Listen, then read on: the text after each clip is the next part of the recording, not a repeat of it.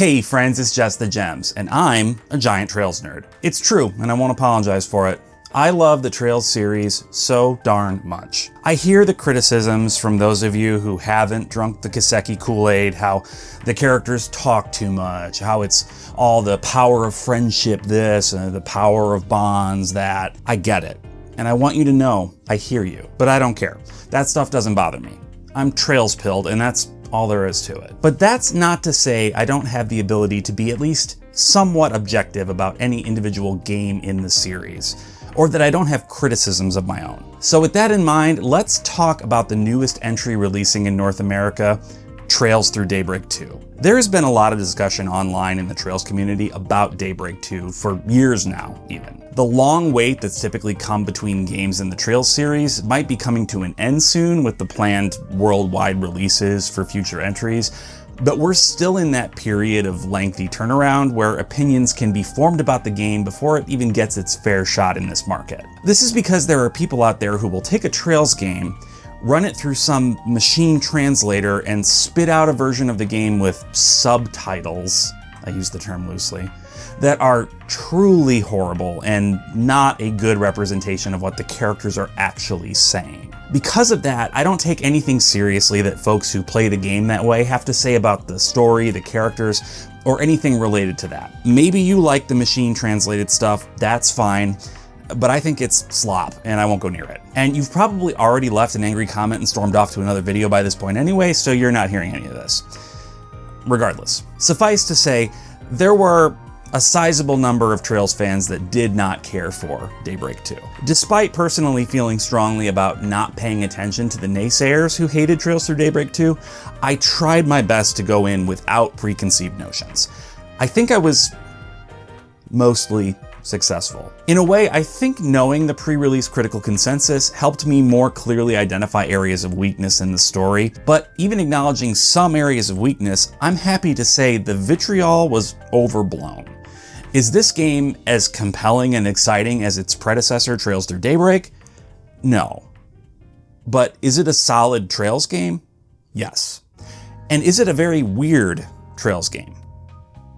Also yes. Now, I'm gonna front load my criticisms here, so let me say up front, I liked this game. I feel very positively about my experience with this game. But the things I'm going to talk about next are either things I'm just not crazy about, or things that, despite maybe being cool and different, might have dampened my enjoyment a bit. I'm gonna keep this as spoiler-free as possible, though I will have to talk about some of the game's general structure, which I guess you could say is a sort of spoiler depending on how you look at it. Skip ahead to the timestamp on the screen if you want to avoid hearing even these sorts of really minor structural spoilers. So, Trails through Daybreak 2 picks up a couple of months after the end of Daybreak 1, with most of the characters off doing their own things. Van Arkwright, the main character and possibly my new favorite Trails protagonist, this guy, gets word that there's a serial killer on the loose. One that looks suspiciously like he does when he transforms into the Grendel. Oh, I guess spoilers for Daybreak 1 as well, but why are you watching Daybreak 2 spoilers if you haven't played Daybreak 1? You must be some kind of rebel. Anyway, Van heads out to investigate this mysterious Crimson Killer, and here's where the game shows off its true form. Unlike most previous Trails games, especially previous Part 2s within the arcs of the series, Daybreak 2 has a split narrative. In the first two of the game's three major acts, you'll begin by choosing which character's story you want to see. Typically, this will be Van on the one hand, and one of his friends who stayed behind on the other. Like I said, this is very different from previous Trails games. It's most similar actually to Trails into Reverie, which was a special, almost arcless entry that served as a sort of wrap-up to all the games that had come before it. Because of this structure, it made the game feel very much not like a sequel to Trails through Daybreak. In fact, that feeling persisted for me until a little more than halfway through the game. Around the intermission between Acts 2 and 3, things settle back into a more familiar rhythm, and the part of my brain that was screaming, "This isn't a Daybreak sequel!" finally quieted down. Now, is it a problem that the narrative is divided up like this? Well, yes and no. It's actually good to see Falcom experimenting with the structure of these games because outside of Reverie and Sky the Third, they have all had more or less the exact same structure. On the flip side though, I felt like it had a detrimental effect on the pacing. Yes, Trails games have always moved slowly, but typically not as much in a part 2 of an arc, right? Like, that's part of what I mean about how it doesn't really feel like a Daybreak sequel. Instead, it feels like a bunch of separate stories that take a long time to finally merge together. It's further bogged down by a sort of lack of a clear goal for a long time. I mean, yes, you have the vague find out who the killer is, but in each act, the characters end up getting sidetracked by other more pressing things, and the killer search sort of takes a back seat in a way. In Daybreak 1, you at least had the overarching goal of collect all the Genesis, and that's sort of replicated here as the characters come across the parts of the 8th and final Genesis, but your goals feel a bit too vague. Another structural change, and this is more of a spoiler I think than the split acts, is the fact that this game involves a hefty amount of time travel to sort of go back and correct fatal mistakes the characters make. Have you seen the anime Re:Zero? It reminded me a lot of that. Someone will die a gruesome death, and then time will rewind to an earlier point to give the characters a chance to do something different and avoid that fate. This is a cool idea, but there are a few times where you have to sit through scenes that you've already watched, which is a bit of a drag. I never wanted to skip anything for fear that some new dialogue might make its way in at some point, which was frequently the case. Like I said, a cool idea, but in a game that already has some pacing issues, it doesn't help. Okay. I think I'm done with the spoiler adjacent stuff. In general, I really like the story. It's weird, it's different, it tackles some heavy things and draws in a bunch of lore from earlier games, which is a big reason I love this series so much. It's hard to say exactly how much of the story will be key to the future of the series, but it's too soon for us to say one way or the other at this point. It's a good story. I mean, it's a Trails game. Now, let's talk about some other stuff, shall we? Though I'm a bit more critical of the overall story presentation than I have been with most other Trails games, the writing in the English localization is still top tier.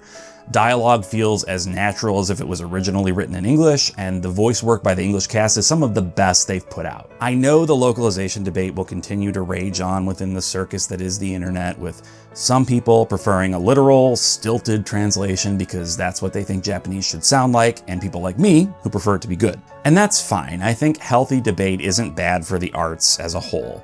Just keep it healthy in the comments, please. I mean, yes, I just took a jab at people who disagree with me and implied the way you like it isn't good. So I'll allow similar jabs at me. But let's avoid the more colorful language, if you don't mind. You know, the sort of mean insult a good localizer might sub in for. Baka. Okay. That was the last jab.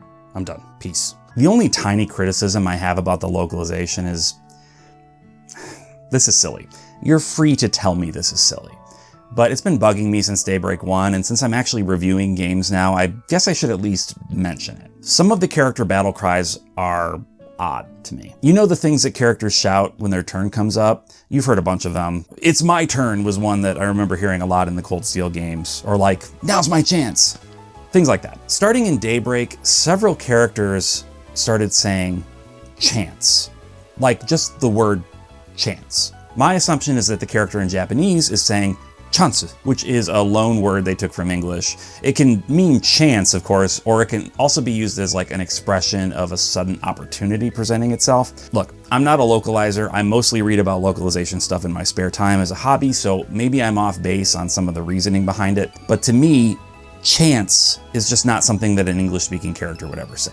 I think of these sorts of battle cries as phatic expressions, which are just things you say to quickly express an emotion and not so much meaning. I also feel similarly about characters who shout "there" when they attack. Have you seen that? There. That feels odd in English. What do I think the characters should say in these situations? I don't know. I'm a dumb YouTuber. Like I said, this is a silly critique, so spam rolling eyes emojis at me in the comments, please. The localization is top tier, and it is one of the highlights of this series. All right, that's a bunch of aesthetic stuff. But this is a video game, so let's talk about the game parts, shall we? The first thing I noticed is that there is definitely more to this as a game. In the original Daybreak, we were introduced to the action combat, which basically allowed you to attack enemies on the field and kill them for experience without always having to enter the turn-based battle system. It was, in my mind, the single best addition to any turn-based JRPG that has ever been. It greatly alleviates the monotony of the grind because you can engage in the action combat and still walk away with all the experience and loot you would have otherwise. Admittedly, it was a bit simple. You had a basic attack, a charge attack, and a dodge. That was it. Daybreak 2 brings the expected improvements in version 2 of the system. Now, in addition to the old moves, you can launch a quick art, basically a magic spell, at any point, so long as you have enough magic power. This adds another layer of strategy to the action gameplay because there's a bit of a pause while your character casts. So a good strategy is to attack and dodge until an enemy staggers, then use a quick art to deal damage while they're down. Besides quick arts, I think the single best addition is cross charge. Cross charge activates when you dodge an enemy attack with perfect accuracy. Pulling off a move like that previously just filled your charge attack meter, but now it gives you the option of pressing a button and quickly changing characters. That new character will jump in with a charge attack and will have increased attack power for a few seconds after. As someone who almost never changed characters in Daybreak 1, I feel like this is a really smart addition to the combat system. It incentivizes you to experiment with other characters, not to mention it keeps the flow of the combat upbeat and fun. The turn-based combat is basically the same, though there is the addition of EX chains. These are basically double attacks that you can pull off at certain points when two characters are in close proximity. They're nothing special, just two characters performing their standard moves in a split screen, though the extra damage is nice. But honestly, the turn-based combat didn't need much to change.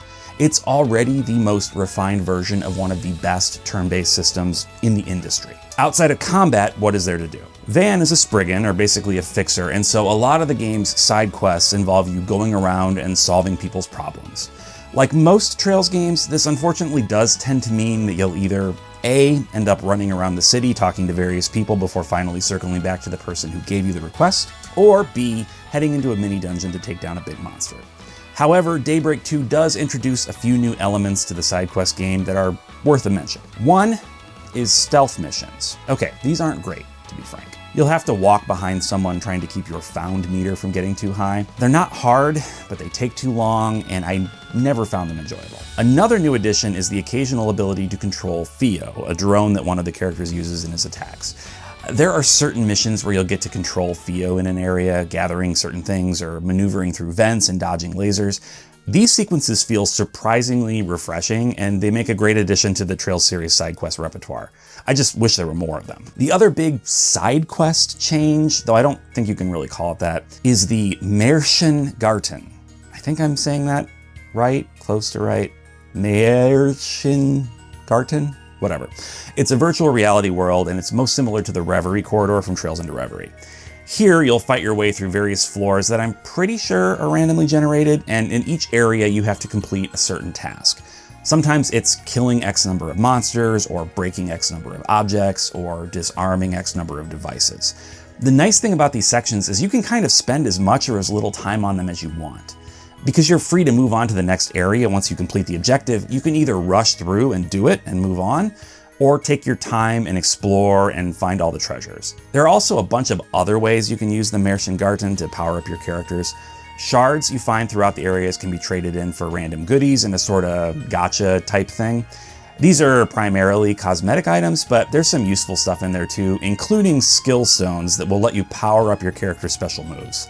It's a nice incentive to spend a bit more time exploring, but like I said, if you don't want to, you can make these sections of the game nice and quick. There are a few new mini games here. Well, a few new and one old.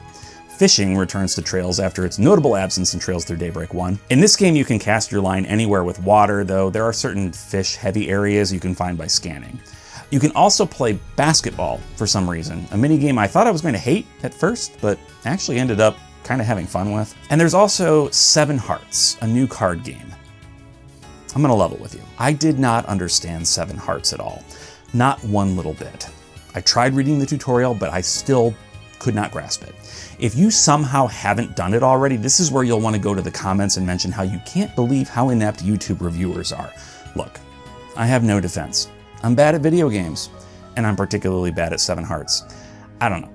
Maybe you'll enjoy it if you can figure it out. More power to you. Trails is a series that is experienced best if you just kind of let yourself go with the flow.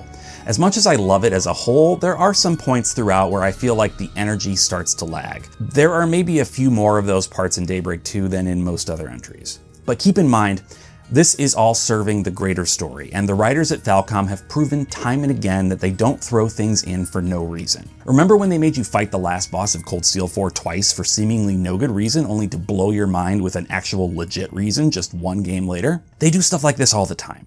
I'm pretty confident in saying that Daybreak 2 is laying the groundwork for some big things to come in the future.